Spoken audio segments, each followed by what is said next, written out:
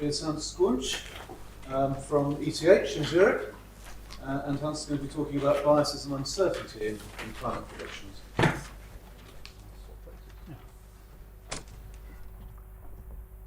Well, good afternoon, and I would like to thank the organizers for the opportunity to speak here. I have not been working in climate science for a long time. It's rather recent that I've started, and so I'm happy to be able to present what I did so far to this audience. It's joint work on the one hand with students of mine from statistics, in particular Prof. Buser. It's his PhD thesis. And then on the climate science side, I acknowledge very much the contributions and discussions with Christoph Scher. It was really an intense and very pleasant collaboration with him, and the other two people, they mainly helped with data aggregation and transfer. And that I'm new in climate, you notice maybe that inadvertently I still write predictions when I mean projections. So everywhere where you read predictions and it will come all the time down here, that should be a projection. Okay, briefly the references where you can find all this, as I said before, it's the PhD thesis of Christoph Buser, and then there are 3 papers, 2 of which have appeared, and the third one which is being in press. Okay, a brief overview of what I'm going to present, give a brief introduction. Then I will talk in some detail about the biases that are present. We have heard about them before, we'll see them again. And I will speak a little bit about bias extrapolation. I think that's the main issue. What do you do with the biases that you find in the control period when you want to pass over to scenario period? And then the third part, this will be more detailed with formula. I will give some results, and I will also discuss again these bias assumptions. And then at the end there are some extensions to multivariate cases, higher resolutions, and so on. Okay. Now for the introduction, first I think all of you know this stuff, so we consider ensembles a collection of answers. That's often used both in weather prediction, seasonal forecasting, and also in climate studies. That's the thing I will look at today. And there are different ways how you can generate the ensemble members. The one is a single model. You can perturb the forcing, or you can perturb physics, or you can look at multimodal ensembles. And that's what I will do in this talk. And one problem that has also been noticed often and said often, that the ensembles that you get in climate studies, they are small and it's not really a random sample. And that's a problem I cannot do much about it. I will say a little bit how we take this into account. And we have these 2 examples of ensembles, GCM's AR4 report, and what I will speak about are regional climate models, so Prudence and Ensembles project. And there is a similar project currently running in the US, that's NARCAP. Okay. Now, we've heard that also in the previous talk. We have the question of resolution. Why do you need regional climate models? Well, GCMs, they have a very coarse resolution. Okay. And in particular with grid sizes of that order, you cannot take into account topography very precisely, obviously. And as I come from Switzerland, where the topography varies a lot, that's something of concern. Okay, so we want higher resolutions also for impact studies as in the previous talk, but I will not go to such fine resolution as my previous speaker. Okay, so regional climate models, they are a kind of dynamic downscaling, so they use a GCM for boundary conditions and then do the computation on a finer scale with this boundary condition, and that's currently the typical resolution. In most these studies, the RCMs are also run by a reanalysis, so that's a kind of consistency check. If you have the correct boundary conditions, then you should also get the very close results to observations. Okay.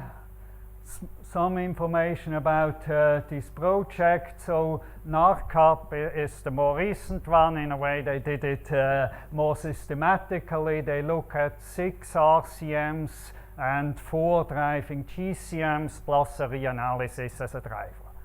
And they made a nice factorial design. So they have each RCM is run with the reanalysis, and then in addition with 2 GCMs, and they do it in a balanced way.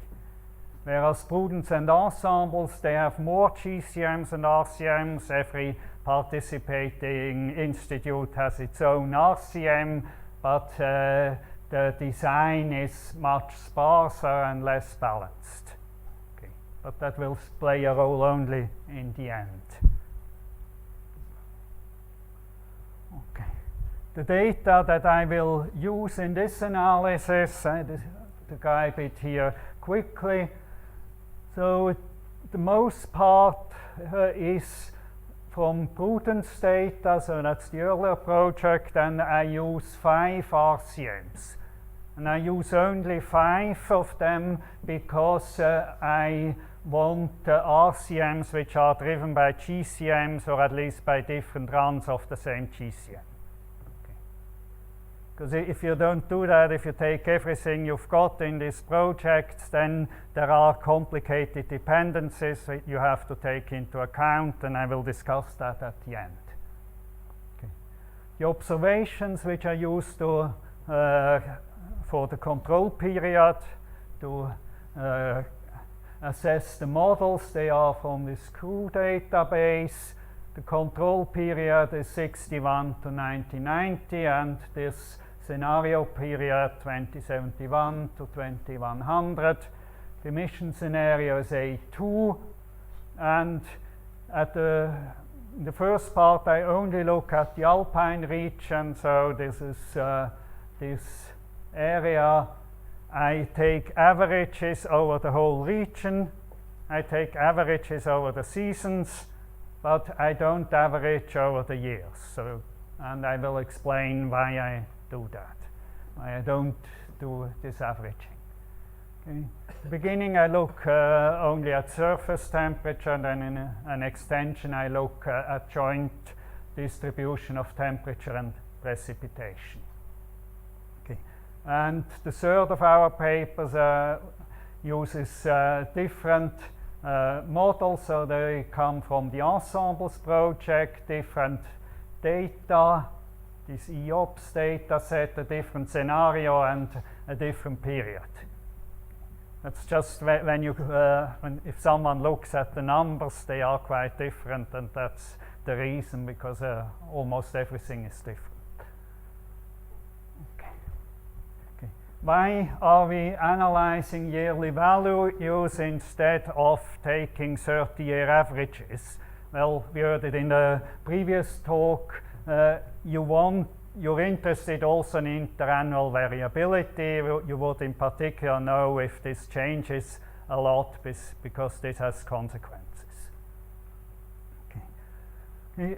So the way you can say it's natural to look at this yearly data, but then you have two problems.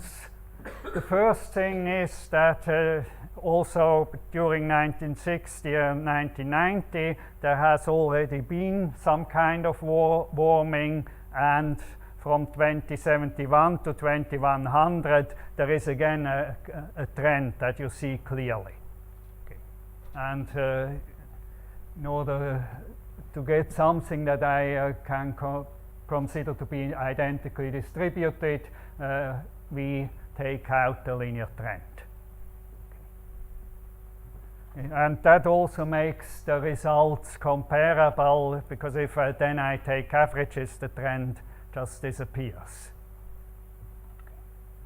And then the second thing is, that's probably obvious for you, it was not obvious for me at the beginning, that you cannot look at the year 1961 of observations and see if the model gives good agreement for the same year. And 1961 was a very cold year, so there you have big discrepancies, so you can't compare the years with the same year number. Okay. So what we'll do is we assume independence between the different years once we have taken out the trend. Okay. Now about the biases, a first look at the data. So blue are the observations, red is the model output, this is summer, this is winter. These acronyms are the four models that I consider, and as Tim Palmer said, it is a kind of a shock if you see this the first time, because these are really huge discrepancy. For instance, here it says, well, the rain will be below 200 instead of 400 millimeters per season. Okay. In winter, the situation is a bit better, but still it's more than just a random deviation. Okay.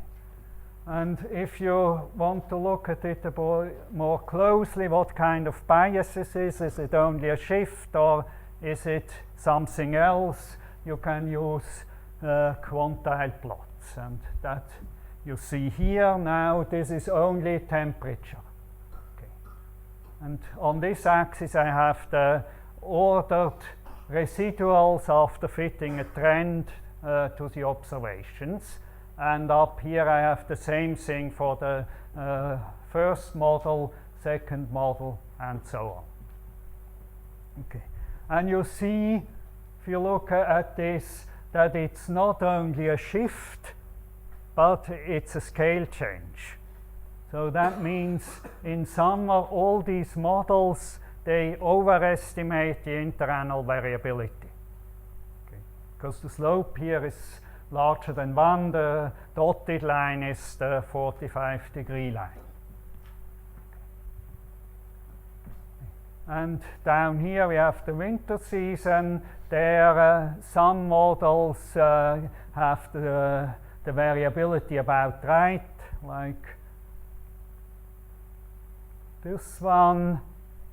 This one has too little variability, this one has a bit too much. So there it goes in different directions.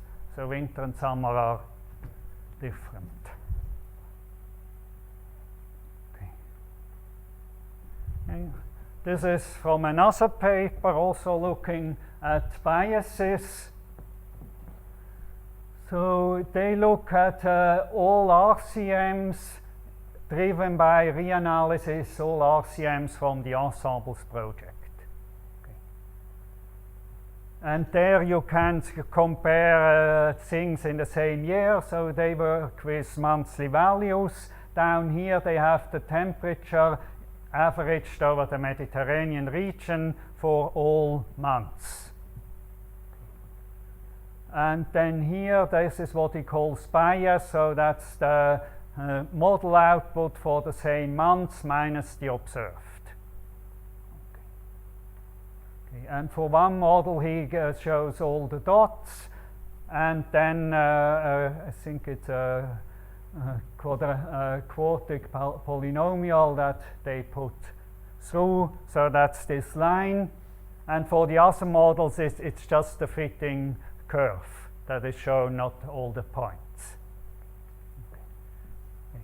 And then the things here on the right, what he does, he takes away the 25% largest values.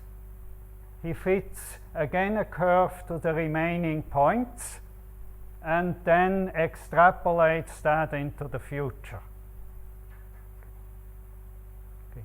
So because he leaves away the points up here, the red curve is not the same anymore, but it's similar, and basically what he says, that this red curve can be used to predict what the warmer months would be.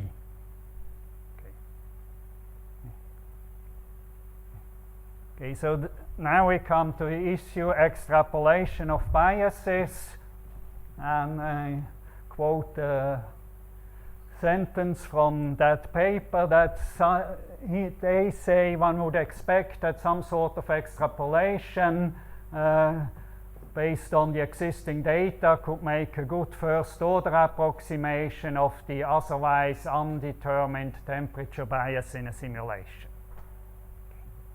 And that's basically the topic that I'm trying to address here. Okay. But I claim there is not only one way to extrapolate, there are several ways, and I would like to explain why. Okay. So what most studies do, they only consider the additive bias. They assume this additive bias is unchanged, and then if you take difference between scenario and control, the bias disappears, and it looks all very easy. But I don't think that this is really the whole story, because we have seen in these QQ plots that there are also multiplicative biases. So errors in estimating interannual variability. Okay. Okay.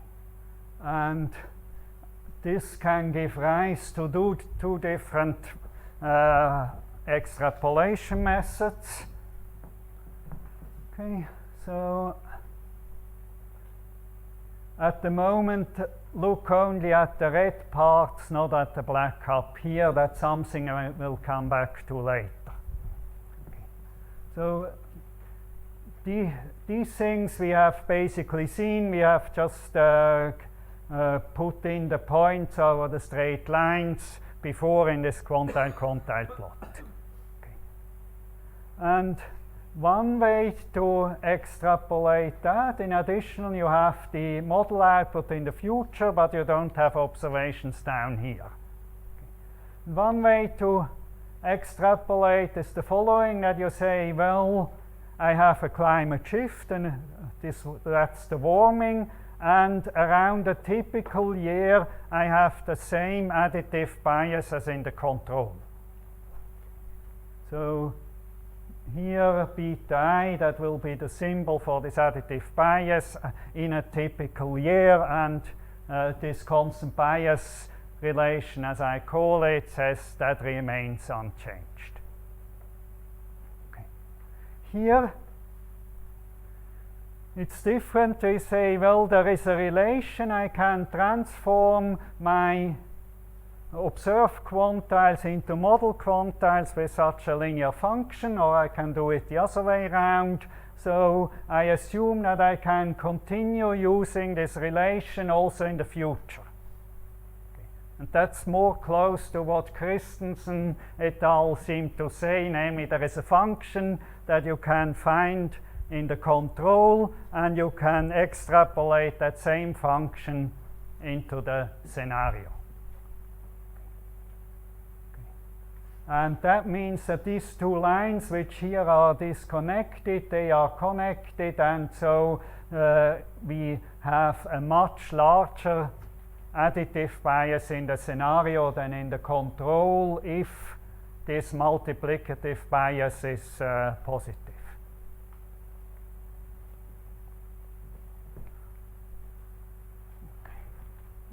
Now, when we wrote our first paper, we had quite a hard time with the referees, and they didn't like this idea that first you should look at multiplicative bias, and it could have some influence on how you extrapolate. And one argument was always, well, these biases that you see, that's only internal variability, and you should not put too much weight on this.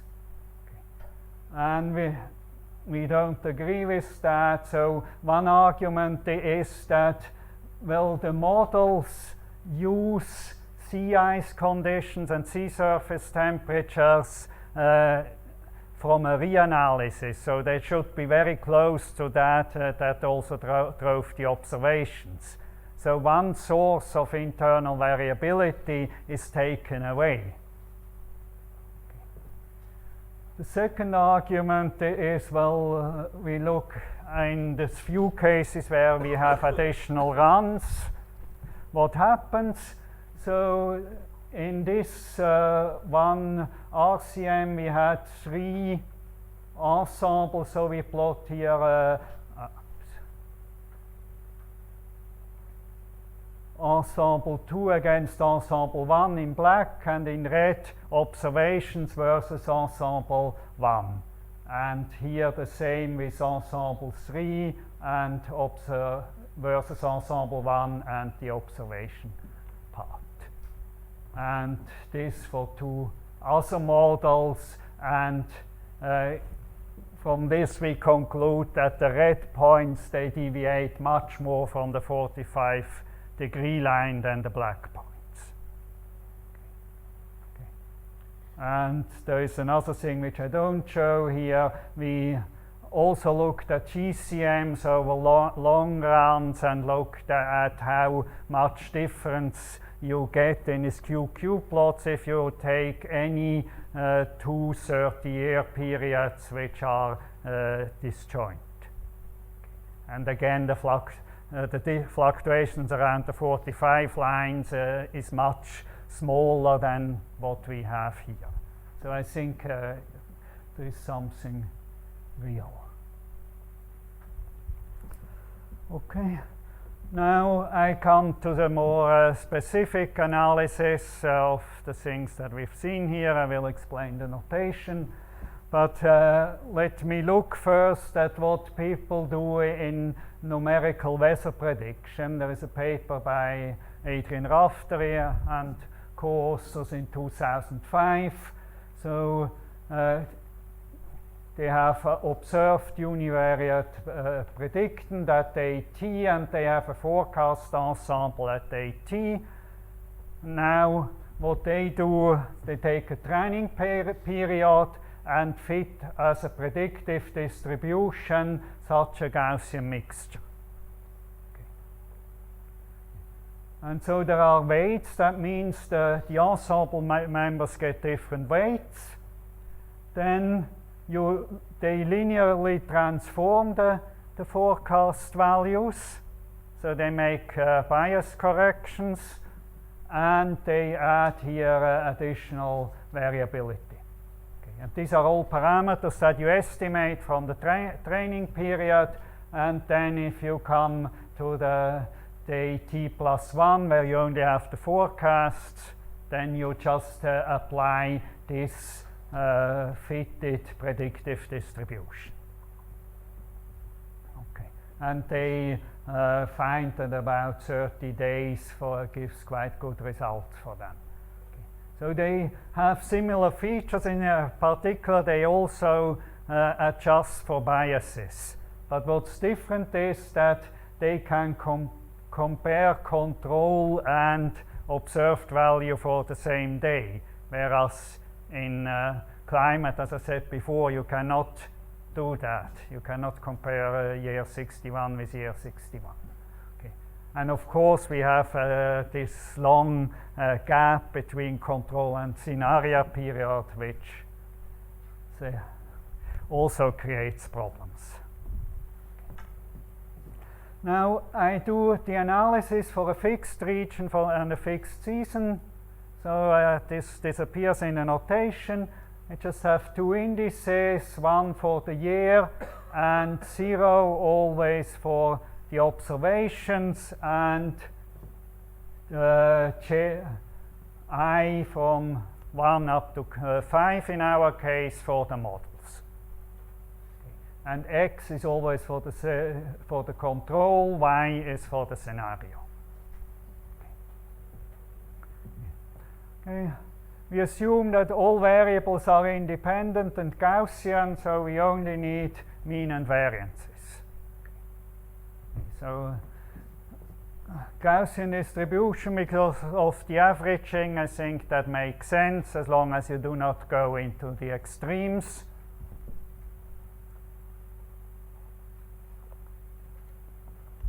Independence, well, this is independence within a model or within the observation, so that means we ignore any kind of decadal variability, anything that changes slowly.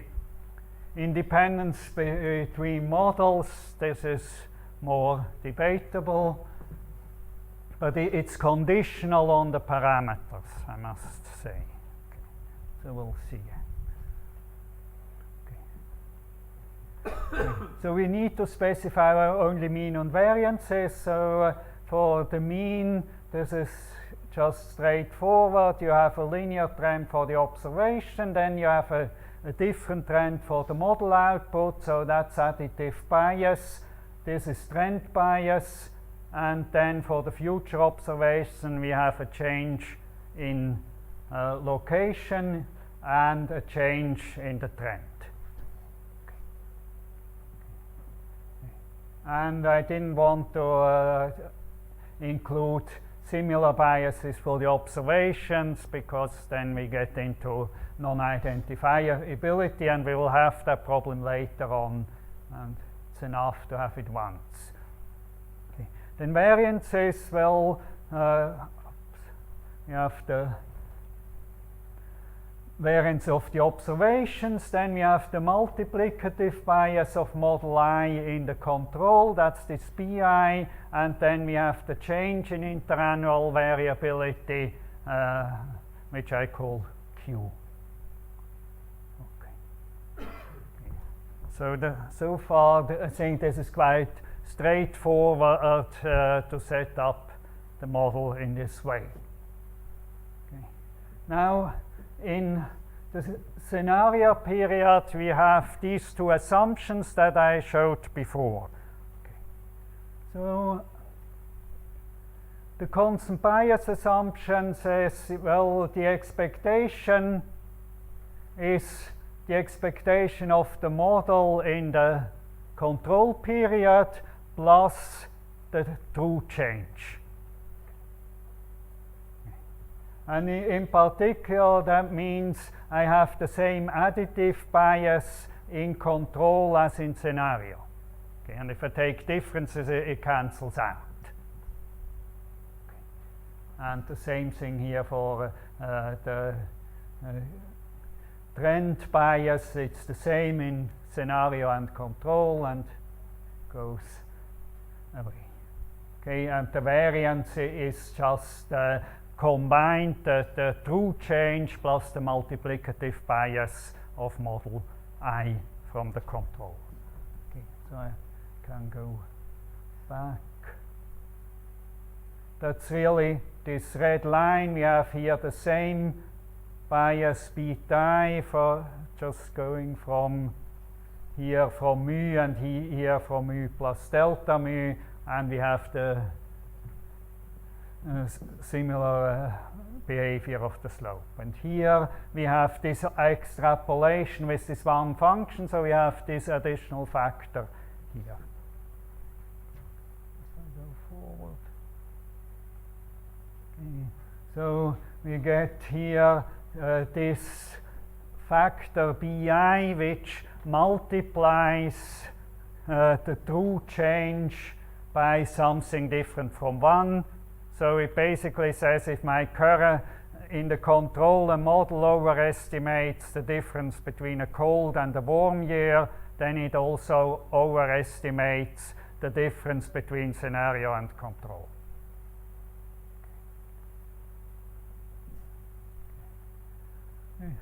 And then, of course, it would be a bit naive to assume that everything basically remains unchanged, and you can simply extrapolate. So if you are a bit more careful, you introduce bias changes. So I introduce it at 3 places here: in the additive part, in the trend part, and in the variability part. Okay. And the thing is similar for constant relation. Okay. If you do that, there is a problem, namely that your parameters become unidentifiable. Why? Well, here we can only identify the sum delta mu plus delta beta I, because in every model we have these sums. I can add a constant to each delta beta I and subtract the same constant from delta mu. Okay. So it's clear I can say there is no climate change, it's all change in bias, or even it's going to be cooler and it's all change in bias of the models. Okay. And what can you do? Well, if you take a frequentist point of view, you would presumably put on side conditions like this, that the sum of the bias changes is 0 or it is small. Then you get a penalty term into it. And what we will do, we'll use a Bayesian solution, so we will work with priors and we will put informative priors on the bias changes. So that's what is described here. Just to give you some numbers, so we assume a priori that the additive bias is between -8 and 8 degrees, okay, which we consider to be quite uninformative for the type of problems we're looking at. And we say the bias change is smaller, it's between -1.5 and +1.5 degrees. Okay. If we make all beta i's here independent, that says that we assume somehow that all models the models do not make the same mistakes. If you want to include that, you can do it with a hierarchical model. But I don't think it matters much with these choices and with only 5 models. Okay, and now we've set up everything. We can start the Bayesian engine and do the MCMC analysis, and we'll get posteriors out. Okay. And here you see the main parameters, so constant relation versus constant bias. You see that it really matters. It's not just, well, a minor point, but the posteriors have very little overlap here in summer. In winter, the center is similar, but under constant relation, the spread is larger. I think if you remember about the QQ plots, in summer all models overestimate interannual variability, so they have a BI greater than 1, and this says, well, all these models overestimate the true change. Okay. For the other parameters, it matters less. And also change in variability, well, there is some indication that this factor Q is larger than 1, but it's not very conclusive.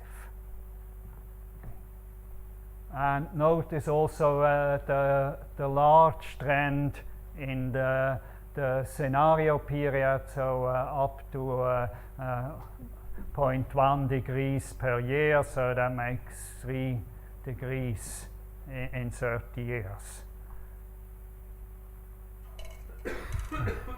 These are the predictive distributions. So the solid line, that's the temperature in the scenario period, is constant bias, constant relation. Again, that makes a huge difference.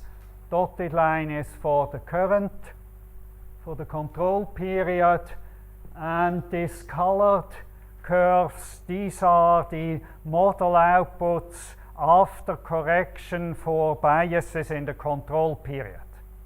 Okay. So that means if I would plot them over here, they would just lay over this dotted line.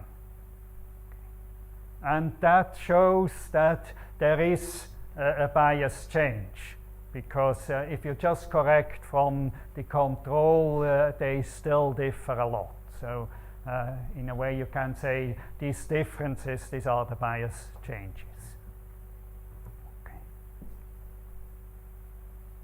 Okay. Now what's the effect of this informative prior? Well, we vary the prior variance for this bias change. That's the only thing that's varied, and we look at the effect down here for the climate change and up here for the bias change. Okay.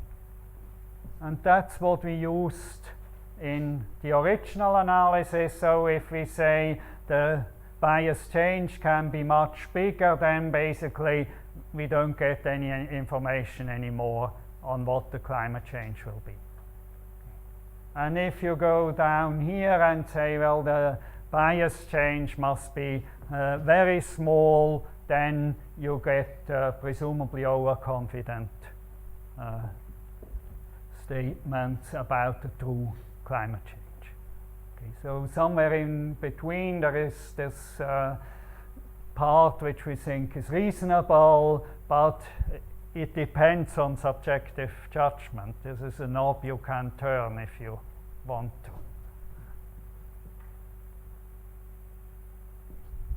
Okay, we also did some cross-validation exercise. That's the only thing presumably you can do. So you say, I throw out my observations. I assume that one of my models is now the thing I want to predict.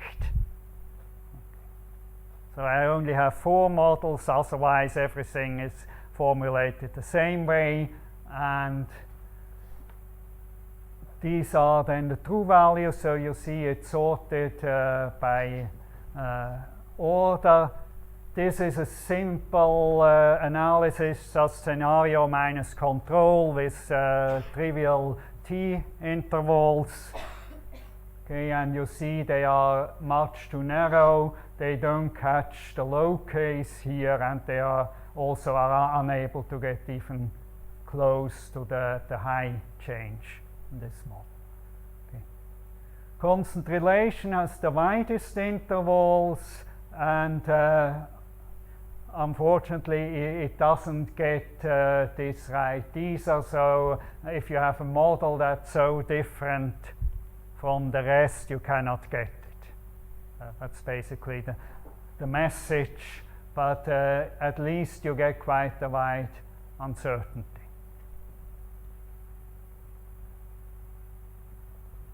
Okay, we've also looked at some other ideas. How can we distinguish these two assumptions, because they matter so much? Okay, so what did we here? We looked at 8 regions and 4 seasons, and we took all available RCM runs and compared the projected change. So that's just the mean difference which is always taken. We compare it with the estimated multiplicative bias. And if constant relation is correct, then there should be a dependence between the two, because those which have a large overestimate of variability should also project a larger change.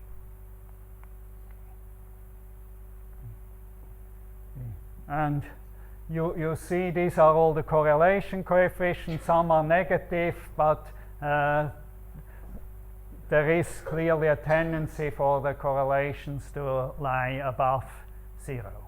So at least from this point of view, I wouldn't say this proves constant relation, but at least it says it's not completely stupid to think about that possibility.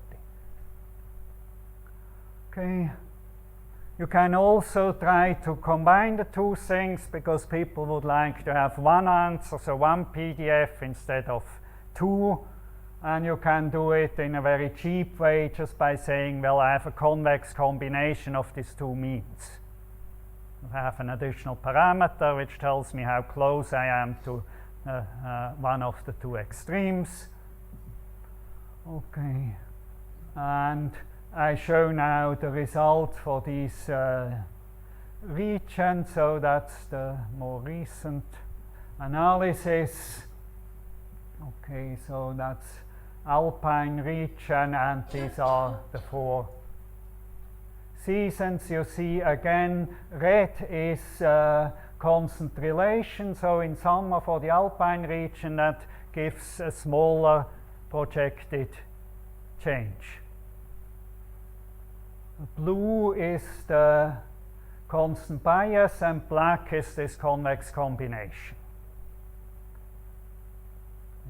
And you see it's not just the Alps which have this feature, and it's not always so that constant relation gives smaller projected changes.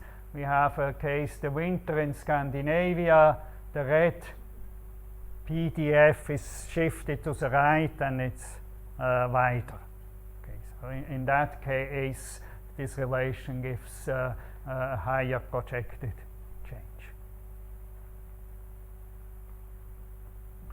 Okay, you can look at more than one variable. So we looked at precipitation and temperature. The analysis goes conditionally, so you have to order your variables. So with the first one, you do the same thing as we had before. It's the same model. The second one now has a regression of the second variable on the first variable in addition. And so you go on. Okay. And you have again then the same type of parameters. You have a model bias in the control for the regression coefficient, you have a true change, and you have a bias change for all the regression coefficients. Okay.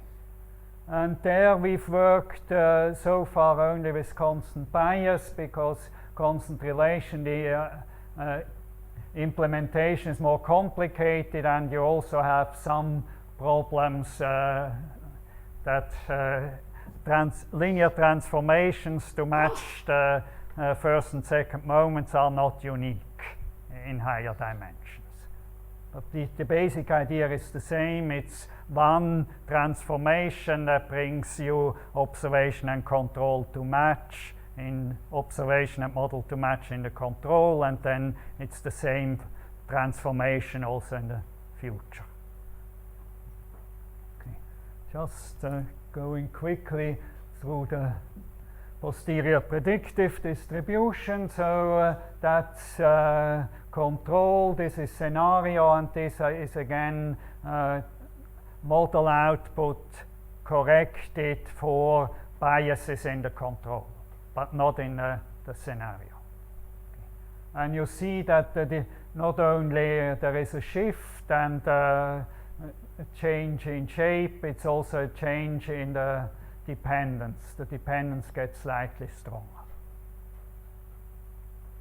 Okay, and that's winter. Again, you see currently the two variables are practically independent. In the future, it's projected to become slightly negatively dependent. Okay, I skipped that. You can go to finer resolutions. Okay, so this is a cheap way where we reduce everything to just 4 coefficients. So it's a mean, it's an elevation dependence, and it's a north-west, north-south trend, and an east-west trend. So, and you do individual analysis for these 4 coefficients instead of the temperature itself, and that's what you get. And again, you get that it really matters whether you use constant bias or constant relation. Okay, the last point. Now, if we want to use all available RCM, GCM chains, okay, then this is a simple idea how it could be, which basically says, well, that's the driving GCM as before, and now if RCM is J is driven by GCM I, it has a slope here which tells how much influence the driving GCM has. But if you do a first simple analysis, you'll see that the behavior is somewhat more complicated. So what you see here is one RCM, the ETH RCM, and from the drivers we have the ERA 40 reanalysis and a Hadley GCM. And you have the 4 seasons in color, and we have the 8 regions here. Okay, so for instance here in the Mediterranean, this point, this is the winter from the ERA analysis, this is the winter from the Hadley driver, and in this case for ERA there is a strong correlation, and for the Hadley there is almost no correlation, but the RCM really makes a huge bias correction of the Hadley, because the drivers are far apart, but the output of the RCMs are in the same range. And basically here are the slopes for all these cases. So you see for the ERA driven, you basically have a slope of 1, so it takes more or less what the driving boundary condition gives, and then makes some smaller adjustments. Whereas with the Hadley, the slopes are close to 0, so they don't look very much in this individual variability from year to year, but they make large adjustments, as we saw here, at least in some cases. Okay, so this is basically a future project that we would like really to understand in simple ways without having to run the RCM. Can we somehow predict how the RCM will respond to a given GCM? Okay. And this says basically that you have to look at other variables, that you cannot look only at temperature, because there's not one function. So what we saw in the Christensen et al. Paper, that's okay for ERA-driven runs, but it's not the case for other driving GCMs. Okay, so I come to summary and conclusions. So biases in climate models cannot be ignored. interannual variability is of interest by itself, and if you look at it, it has consequences. You can look much more precisely on what kind of biases you have, and you start also thinking about different ways of bias extrapolation. So that's this point. The multiplicative bias lead really to two assumptions which are a priori, we think, equally plausible, but which have quite big effects on what you project as a change. Okay. And the hypothesis of no bias change, I think from this data there is clear evidence that this is not the case. And of course, how you handle that, that's a different issue, and these are the future plans that we have, and so I finish here. Thank you.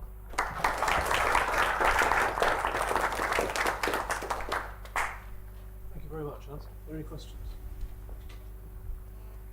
Can I ask a technical question just to clarify something? You're working with two 30-year time slices there, yeah. And you said yourself that leads to some difficulty in certain calculations, as well as allowing decadal variabilities perhaps to not be properly represented. Yeah.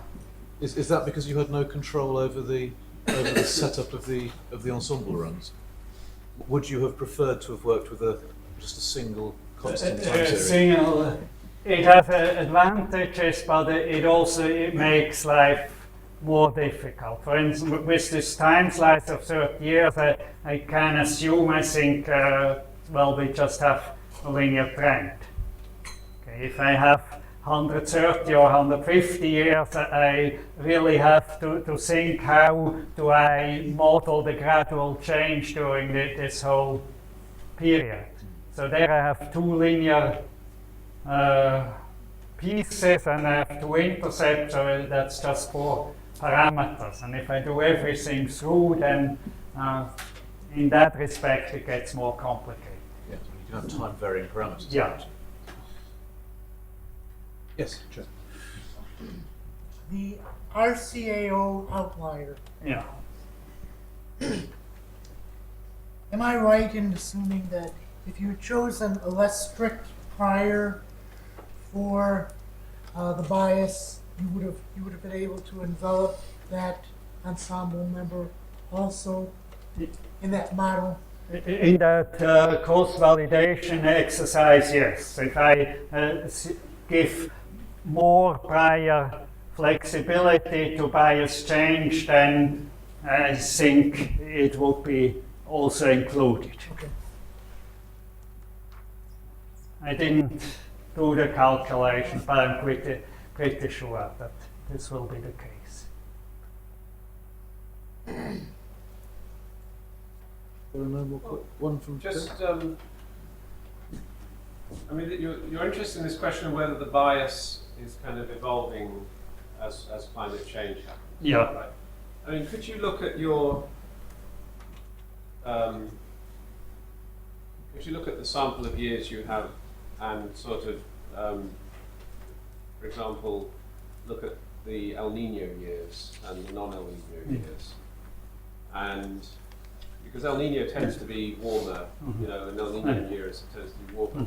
Could you not sort of get an idea whether there's likely to be a bias that is dependent on global mean temperature by looking within the, say, the 20th century sample at what the bias of the model is like during El Nino years compared to non-El Nino years? Would that be a way of getting a handle on whether this... You mean going back to the whole 20th century? Yeah, just getting an idea of how the bias depends on global mean temperature. Yeah, that's definitely an idea. I thought of even if we can go back further, then we really have changing. We have already had a climate change, so if we can go back, let's say, to 1700 to this minimum. That's one thing that I'm just thinking. You're thinking about El Nino years in the 20th century, which tend to be warm. I mean, often El Nino years are associated with above average temperature. Whether you looked at the bias from a subsample of those years, Yeah. whether that would give you any. You should have done that by doing the scale, the multiplicative side. You've done a bit of that. In a way, some of this shows up in this thing that we've seen.